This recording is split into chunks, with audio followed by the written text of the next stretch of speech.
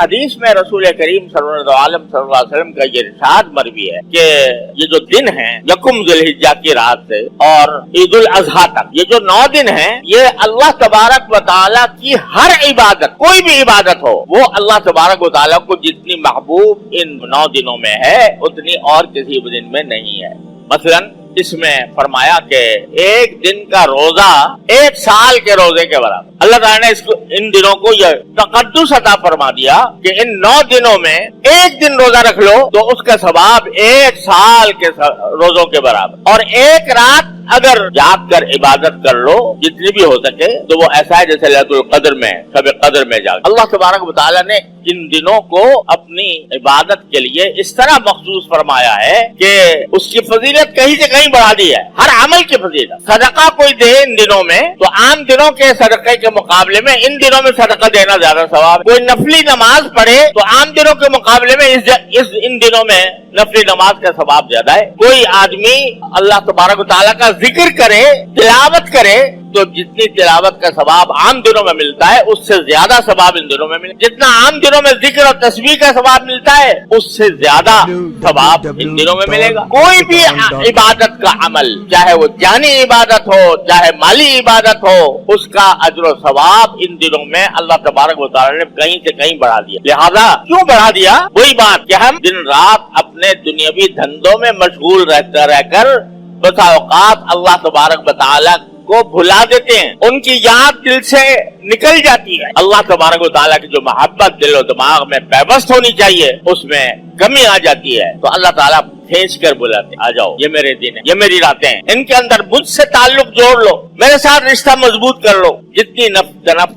جتنی بھی نفلی عبادت کی جائے گی اللہ تبارک و تعالیٰ کا قرب اتنا ہی بڑھے گا۔ ایک حدیث میں حدیث قدسی ہے، حدیث قدسی اس حدیث کو کہتے ہیں جس میں رسول کریم صلی اللہ علیہ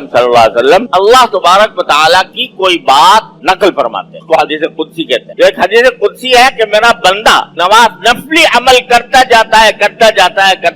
ہے یہاں تک کہ جتنا نفلی عمل وہ زیادہ کرتا ہے اتنا ہی میرے قریب آ جاتا ہے، اور یہاں تک کہ ایک مرحلہ ایسا آ جاتا ہے کہ میں اس کی آنکھ بن جاتا ہوں جس سے وہ دیکھتا ہے، میں اس کے کان بن جاتا ہوں جس سے وہ سنتا ہے، میں اس کے ہاتھ بن جاتا ہوں جس سے وہ عمل کرتا ہے۔ کیا مانا؟ کہ اس کا ہر عمل اور اس کا ہر کام، چاہے دیکھنے میں دنیا کا کام نظر آ رہا ہو، لیکن وہ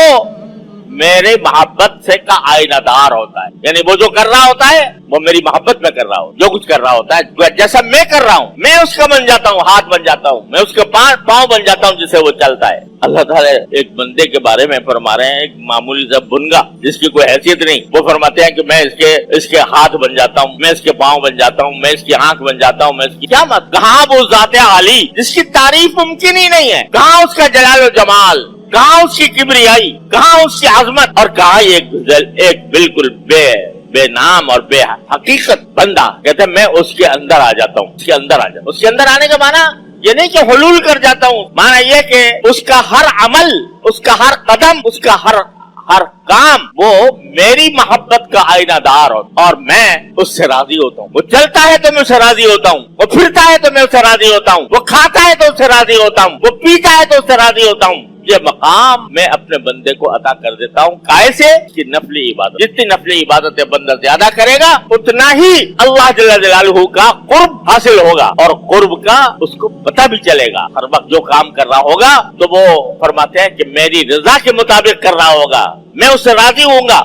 اور خود اس کے دل میں بھی یہ احساس پیدا ہوگا کہ میرا اللہ مجھ سے کرا رہا ہے۔ تو یہ زبردست فضیلت ہے کائے کی نفلی عبادت، کسی وقت بھی کرے، آج بھی کرے، کل بھی کرے، کسی بھی وقت کرے، دن میں کرے، رات میں کرے، جو بھی نفلی عبادت کرتا ہے وہ اللہ تبارک و تعالیٰ کے قرب کا ذریعہ بن۔ لیکن ان دنوں میں تو فرما رہے ہیں یہ دن جو آ رہے ہیں 9 ذی الحجہ تک، اس میں اگر جو عبادت کی جائے گی عام دنوں سے زیادہ، فرماتے ہیں میں مجھے زیادہ محبوب ہے، اے بندے تو عام دنوں کے اندر بھی میری نفلی عبادت کرتا تو میں تجھے اپنا قرب عطا کرتا، لیکن ان دنوں میں اگر کرے گا تو مجھے محبوب ہے تیرا عمل، مجھے تیرا عمل محبوب ہے ان دنوں کے اندر، جتنا ان دنوں میں محبوب ہے اور دنوں میں اتنا نہیں۔ لہذا یہ اگر دیکھا جائے تو لوٹ کا زمانہ کہ بندہ اللہ تبارک و تعالیٰ کے قرب کے لیے اپنے آپ کو جتنا ہو سکے عام مشاغل سے ہٹا کر مشاغل کو کم کر کے ان میں نوافل کا اہتمام، نفلی عبادتوں کا اہتمام، اگر روزہ رکھ سکتا ہے تو روزہ رکھے، نفلی عبادت कोई भी ज्यादा करे, तिलावत आम दिनों में नहीं करता है उससे ज्यादा कर ले, जितना जिक्र तस्बीह आम दिनों में करता है उससे ज्यादा कर ले, सदक़े